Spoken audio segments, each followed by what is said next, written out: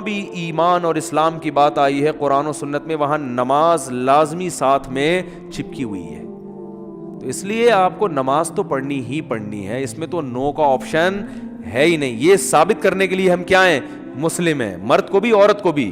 اور یہ صرف بر صغیر میں ہے, ملیشیا میں ہم نے دیکھا وہاں مسجدیں بھری ہوتی ہیں, سب نماز پڑھتے ہیں, خواتین بھی پڑھتی ہیں ساری, اسکارف لٹکے ہوئے ہوتے ہیں وہاں, بے شک وہ اس کا جاب کر رہی ہے ہوٹل میں, کچھ بھی کر رہی ہے, نماز کے ٹائم پہ عورت بھی آئے گی مسجد میں, اسکارف پہنے گی, پھر وہیں اسکارف نکال کے بھی چلی جاتی ہیں. ٹھیک ہے نا, جیسے ہمارے ٹوپیاں رکھی ہوئی ہوتی ہیں نا ایسے.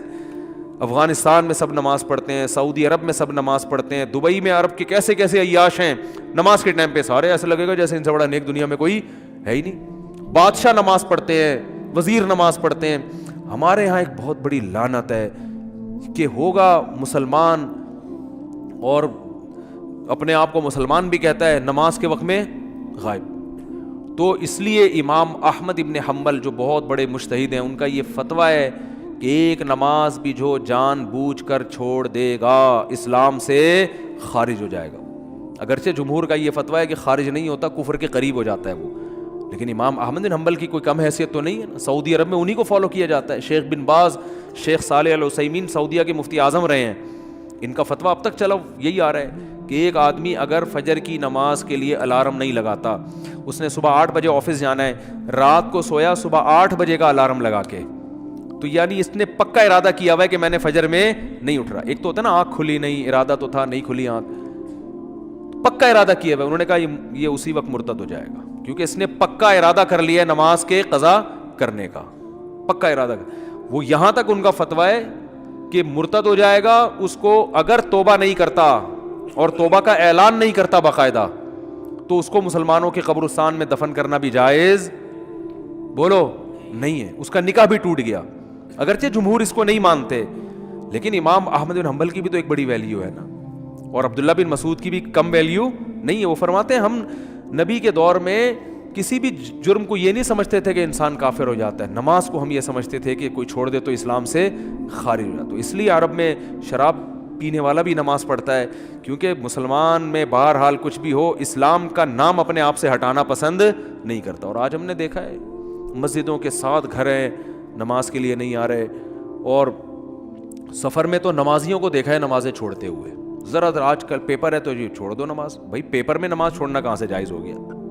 جاب میں باس کی طرف سے اجازت نہیں ہے, اجازت نہیں ہے آپ چھپ کے نماز پڑھیں, آپ کہیں کرسیوں کے پیچھے چھپ جائیں, کہیں بھی کریں. میں تو یہاں تک میں نے لوگوں کو مشورہ دیا, بعض جو غیر مسلم کنٹریز میں لوگ وہ کر رہے ہیں نا, جاب کر رہے ہیں باس کی طرف سے بعض جگہوں میں, ورنہ وہاں پرمیشن ہوتی ہے, اجازت نہیں ہے, تو میں ان سے کہتا ہوں بھائی کہیں بھی چھپ کے چلے جاؤ, کچھ بھی کرو, اگر نہیں پرمیشن ملتی چھپ کے بھی نہیں پڑھ سکتے تو جاب چھوڑ دو. بس جاب کیا کرو, چھوڑ دو. جاب نہیں, پھر جاب جائز نہیں آپ کے لیے. فرض نماز تو پڑھنی پڑے گی, آپ جاب ہی نہیں کر سکتے, آپ کہیں بھی جاؤ. کہتے ہیں کہاں جا کے, میں بھائی واش روم میں پڑھ لو, واش روم میں پڑھ لو. واش روم کا مطلب یہ نہیں کہ وہ فلش کے اوپر, وہ تو جگہ کا پاک ہونا ضروری ہے نا. انتہائی آخری درجہ یہ ہے کوئی مصلی رکھو اپنے ساتھ تاکہ جگہ پاک ہو. یہ ایسا نہیں کہ واش روم میں نماز پڑھنا شروع کر دیں, حرام ہے, ناجائز ہے واش روم میں نماز پڑھنا. لیکن اگر کوئی صورت نہیں بنتی, کچھ بھی نہیں ہے, جائے نماز لے جاؤ بھائی چھپ کے, جہاں نہاتے ہیں نا جس جگہ پہ, اس جگہ مصلی بچھا کے نماز پڑھ لو. ٹرینوں میں نماز نہیں چھوڑ سکتے آپ. میں تو کوئی زیادہ نیک آدمی نہیں ہوں, لیکن 1-2 واقعات میں لوگوں کو صرف موٹیویٹ کرنے کے لیے.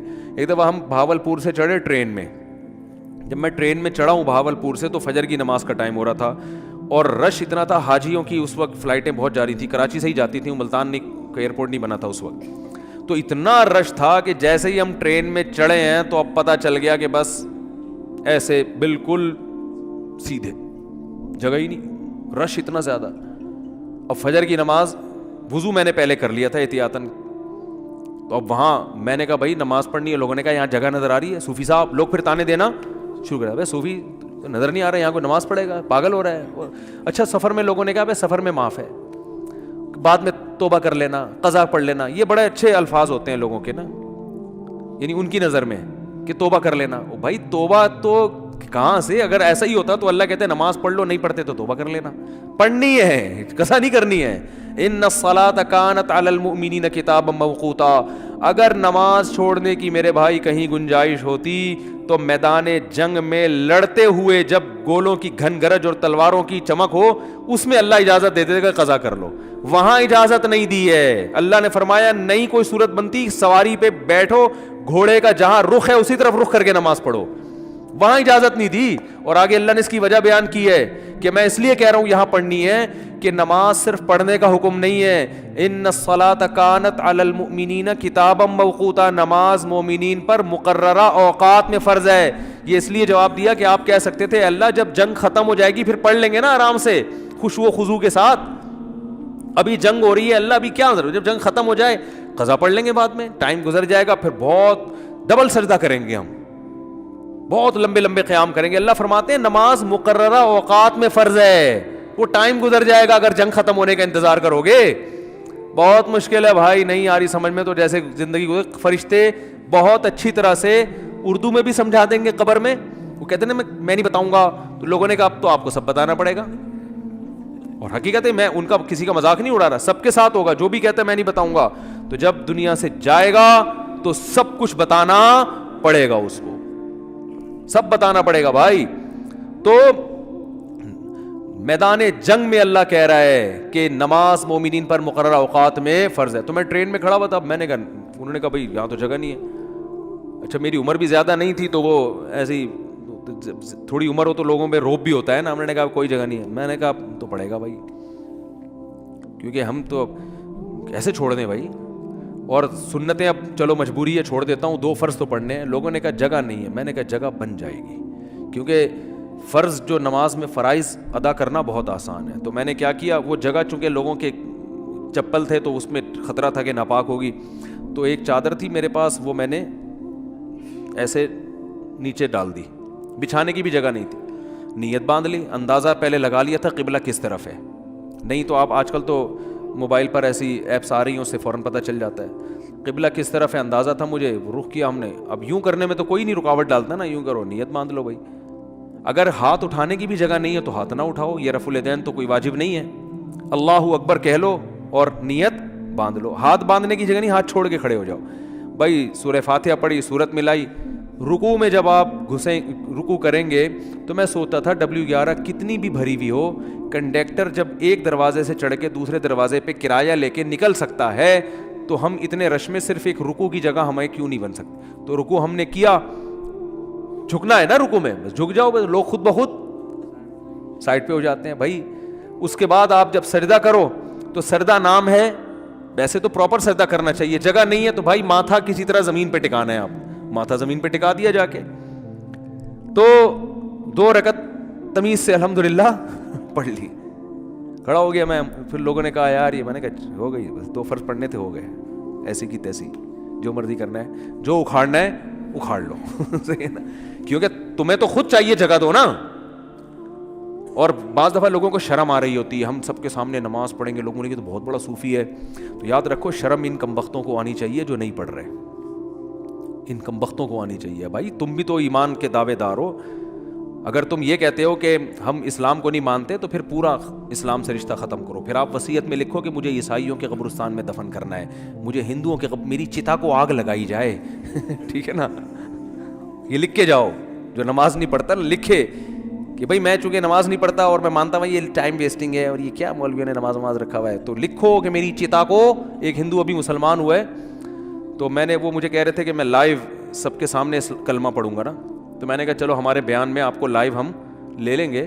بیان سنتے تھے, اللہ کا شکر ہے وہاں انڈیا میں ان کو ایمان کی توفیق ملی. تو ہندو ہونے کے باوجود میرے بیان بڑے شوق سے سن رہے تھے, کہہ رہے ہیں سنتے سنتے میرا دل کیا کہ میں مسلمان ہو جاؤں, اللہ تعالیٰ قائم رکھے. تو میں نے کہا لوگوں کو موٹیویشن ملے گی, تو انہوں نے کہا میں سب کے سامنے. پھر مجھے خیال آیا بھائی اتوار میں تو ٹائم ابھی ہے, زندگی کا کوئی بھروسہ نہیں ہے. میں نے کہا اگر آپ اس سے پہلے مر گئے, انہوں نے کہا بات تو ٹھیک ہے. میں نے کہا پھر فون پہ ہی کلمہ پڑھو. تو انہوں نے کلمہ تو پڑھ لیا, ماشاءاللہ مسلمان ہو گئے, بیان بھی سن رہے ہیں. لیکن انہوں نے کہا میرے لیے سب سے بڑی آزمائش یہ ہے کہ ہندوؤں میں جب ماں کا انتقال ہوتا ہے تو بڑا بھائی ہے جو چتا کو سب سے پہلے آگ لگاتا ہے. میں سب سے بڑا ہوں, اور میری ماں کی طبیعت بہت خراب ہے, بظاہر ایسا ہی لگتا ہے کہ وہ دنیا سے جانے والی. تو میں نے تو ان کو سمجھایا اپنی ماں کو مسلمان کر لو. کہہ رہے وہ نہیں ہوگی, وہ نہیں ہوتی. تو کہنے کا میرے لیے مسئلہ یہ ہے کہ ان کے انتقال کے بعد چتا کو آگ سب سے پہلے میری ذمہ نہیں لگائی تو پورا خاندان کھڑا ہو جائے گا. اب ان کا کیس چل رہا ہے, میں نے ان کو مولانا کلیم صدیقی صاحب کا نمبر دیا ہندوستان میں کہ ان سے رابطہ کریں, وہ آپ کی مدد کریں گے. تو ہندو تو چتا کو آگ لگاتے ہیں بھائی, جو نماز نہیں پڑھتے. تو آپ بھی اگر نہیں مانتے نماز کو, جو زیادہ تر یہ فواد چودھری معذرت کے ساتھ اس طرح کے لوگ بار بار علماء کو برا بلا کہہ رہے ہوتے ہیں نا, ان سے کو آپ وصیت لکھو کہ میرے مرنے کے بعد کوئی مولوی میرے جنازے کے قریب نہیں آئے گا, میری نماز جنازہ کوئی مولوی نہیں پڑھائے گا. تو یہ سب پھر مولوی سے اگر آپ نے دستبرداری کا اعلان کرنا ہے تو پھر پورا مولوی لیس ہو جاؤ آپ, صحیح ہے نا. تو اپنے مفاد کے لیے مولانا آ رہے ہیں, نکاح پڑھانے کے لیے مولانا آ رہے ہیں, چلو نکاح تو عدالتیں بھی پڑھا دیتی ہیں, جنازے میں سب سے زیادہ تو آپ پھر اپنا جنازہ پڑھواؤ, یا تو پڑھواؤ ہی نہیں, کیونکہ تو مولویوں نے ہی بتایا نا جنازہ ہے, یا تو پڑھواؤ نہیں. اگر پڑھوانا ہے تو مائیکل جیکسن ٹائپ کا کوئی آدمی ہونا چاہیے, لبرل بالکل, جو موسیقی کا, کیونکہ آپ نے یہ بھی ایک دفعہ ارشاد فرمایا تھا کہ علامہ اقبال بھی موسیقی سنتے تھے, قائد اعظم بھی, مولویوں کی طرح تھوڑی تھے عجیب سے. تو پھر کوئی ایسا ہی گلوکار ملک کا جو سب سے بڑا ڈانسر ہو, وہ آپ کا نماز جنازہ مٹک مٹک کے پڑھائے. پھر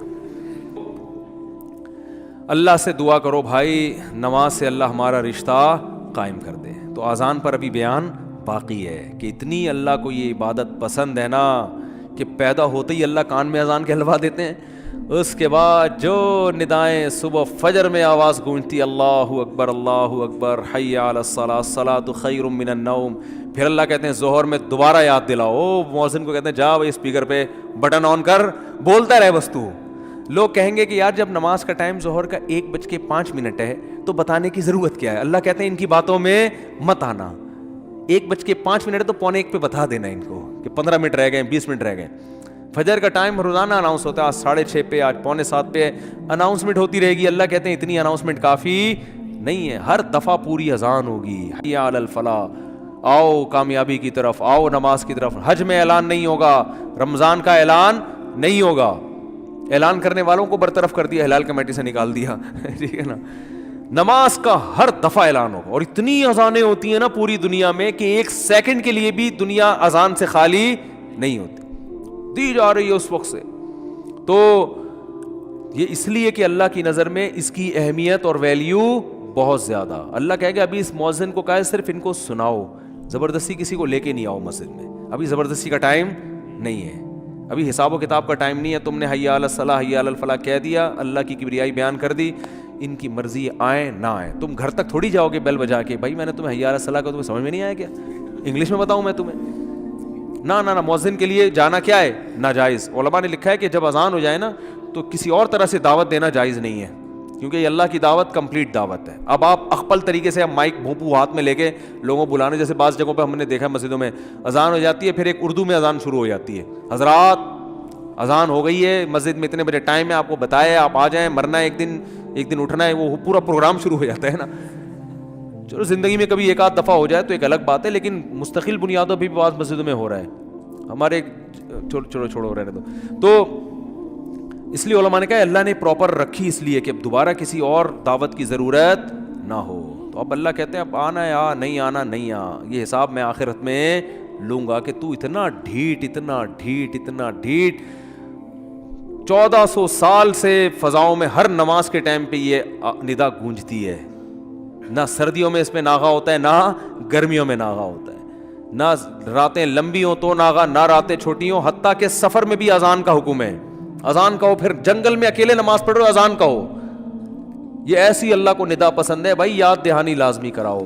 تو اس لیے بھائی یہ بار بار دعوت, اذان کی اہمیت نہیں پتہ چلتی, اس سے نماز کی اہمیت پتہ چلتی ہے. تو عزم کرو زندگی میں کچھ بھی ہو جائے نماز قضا نہیں کرنی. جو جماعت کی نماز کے عادی نہیں ہے وہ کم از کم اتنا کر لیں کہ پہلا اسٹیپ یہ ہے کہ قضا نہیں ہونے دینا کسی صورت میں. پھر اگلا اسٹیپ کیا ہے, جماعت نہیں چھوڑنی کسی صورت میں. وہ جماعت اصل تو نماز ہے ہی جماعت سے, اور اگر کبھی چھوٹ جائے نا تو توبہ کرنی ہے اور اس کو قضا کر کے اگلی پڑھنی ہے. پہلے اس کی قضا پڑھنی ہے پھر اگلی, اور کچھ جرمانہ بھی رکھیں اپنے اوپر. سمجھتے ہو گے نہیں سمجھتے, اللہ تعالیٰ سمجھنے کی عمل کی